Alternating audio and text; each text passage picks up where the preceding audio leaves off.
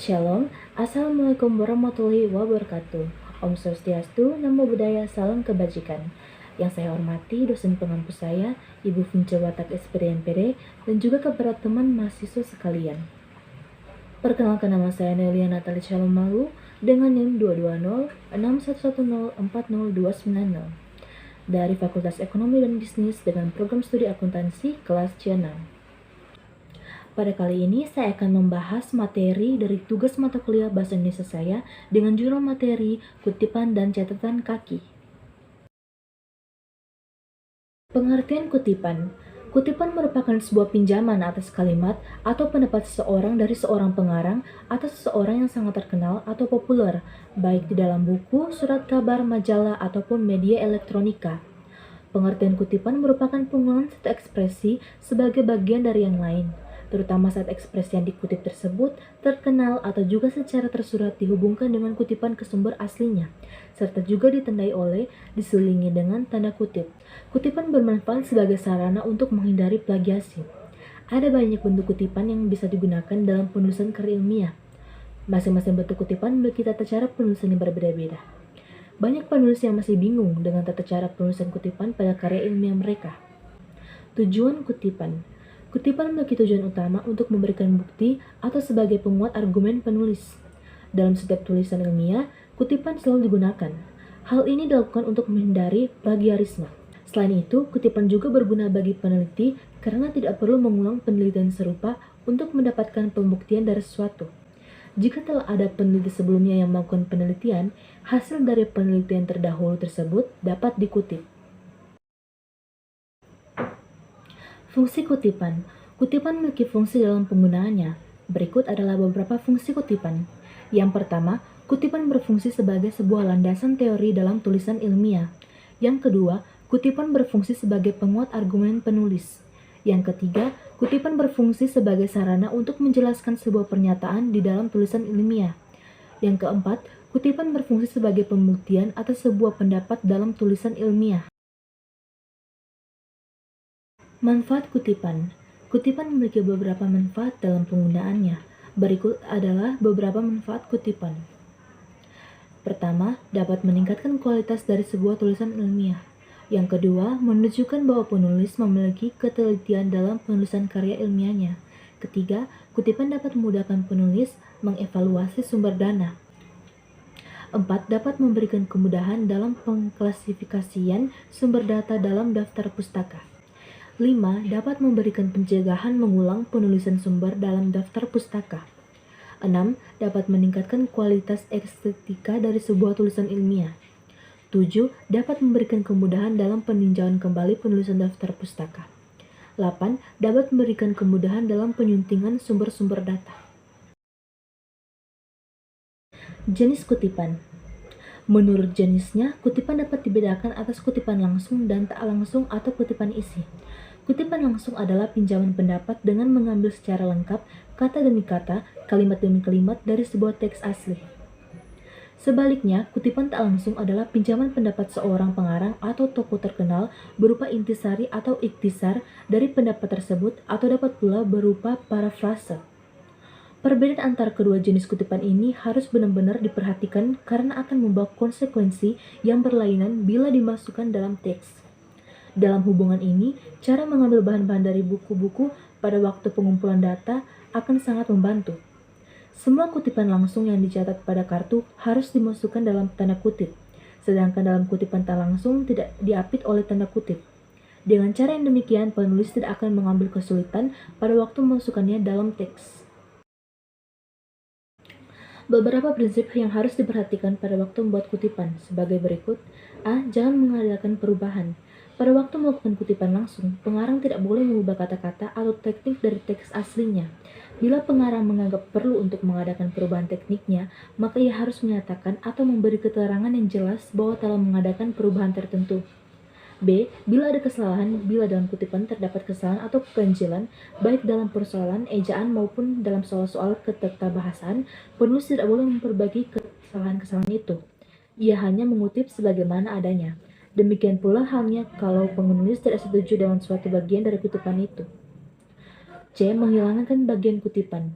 Dalam kutipan-kutipan diperkenankan pula menghilangkan bagian-bagian tertentu dengan syarat bahwa penghilangan bagian itu tidak boleh mengakibatkan perubahan makna aslinya atau makna keseluruhannya.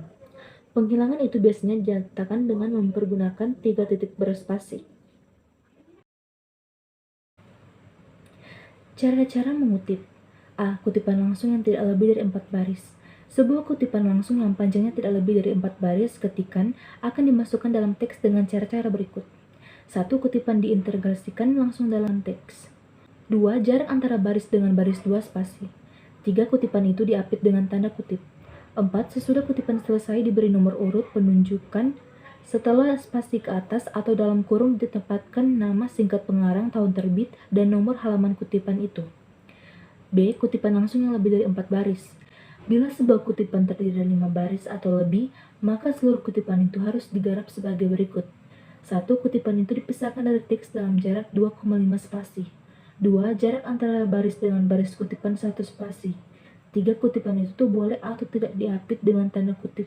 4. Sesudah kutipan selesai diberi nomor urut, penunjukan setengah spasi ke atas atau dalam kurung ditempatkan nama singkat pengarang, tahun terbit, dan nomor halaman tempat terdapat kutipan itu.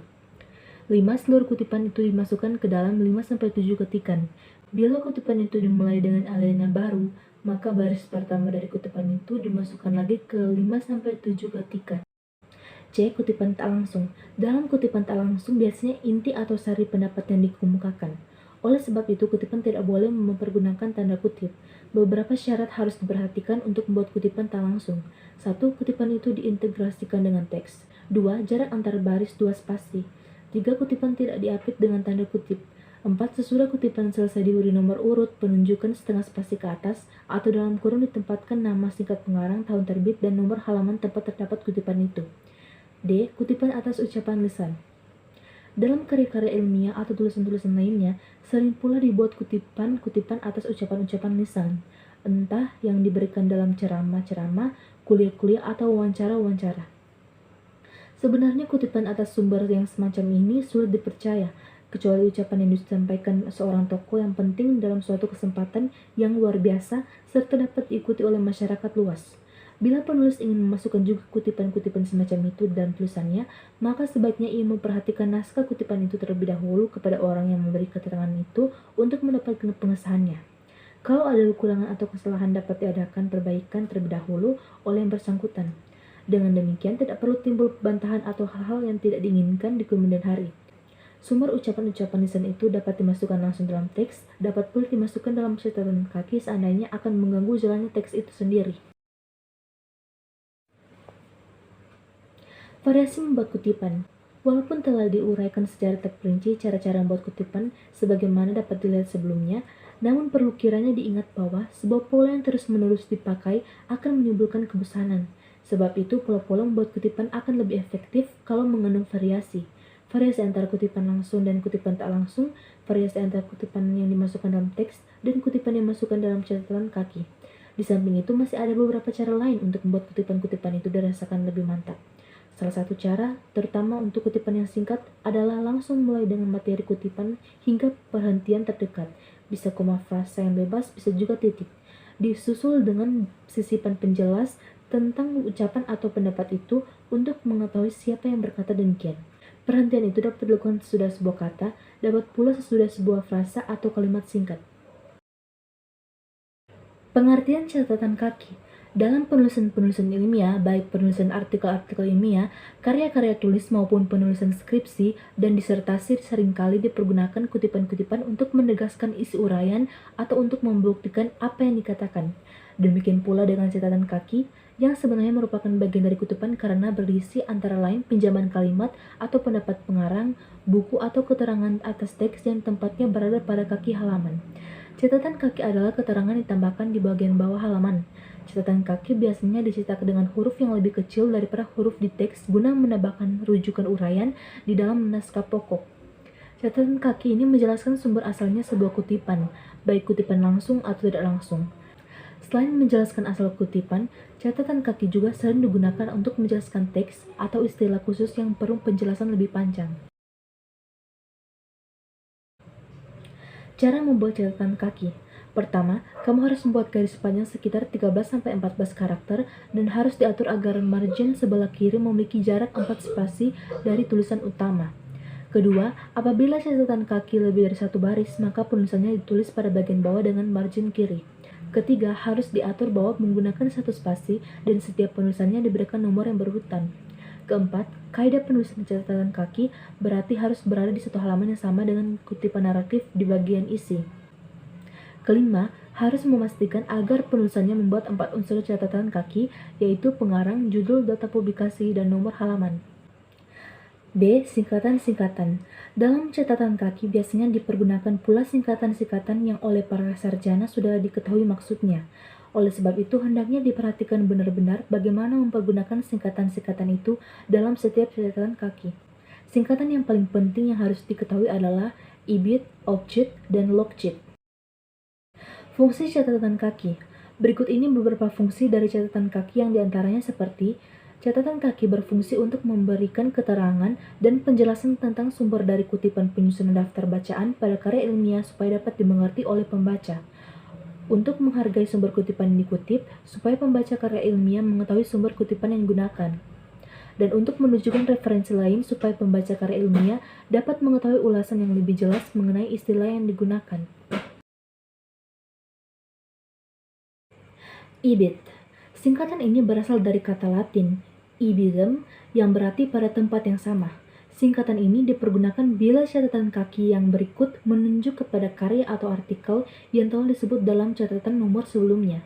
Bila halamannya sama, maka hanya dipergunakan singkatan IBIT. Bila halamannya berbeda, maka sudah singkatan IBIT dicantumkan pula nomor halamannya. Singkatan IBIT selalu digarisbawahi atau dicetak dengan huruf miring. OBJET. Singkatan ini berasal dari kata Latin opere citato yang berarti pada karya yang telah dikutip. Singkatan ini dipergunakan bila catatan itu menuju kembali pada sumber yang telah disebut lebih dahulu, tetapi diselingi oleh sumber lain. Dalam hal ini, sesudah nama pengarang, biasanya nama keluarga atau nama singkat, terus dicantumkan singkatan OBJET. Bila ada penunjukan pada halaman atau jilid dan halaman, maka nomor dan jilid serta halaman ditempatkan sesudah singkatan OBJET. LOGJET. Singkatan ini berasal dari bahasa Latin loco citato yang berarti pada tempat yang telah dikutip. Singkatan ini biasa dipakai untuk menyebut atau menunjuk pada sebuah artikel majalah, harian atau ensiklopedia yang telah disebut sebelumnya tapi diselingi oleh sumber lainnya. Karena artikel itu merupakan sebagian dari buku, majalah atau ensiklopedia, maka ia tidak merupakan sebuah karya atau opus. Sebab itu hanya boleh dipergunakan kata locus yang berarti tempat. Baik, kita telah sampai pada bagian akhir video. Selama pembahasan dari materi saya tadi, semoga apa yang saya sampaikan bisa bermanfaat dan juga bisa menambah wawasan bagi teman-teman sekalian. Mohon maaf bila ada pengucapan yang salah dalam kalimat saya. Sekali lagi, semoga apa yang saya sampaikan tadi bisa bermanfaat untuk teman-teman sekalian. Terima kasih, salam literasi.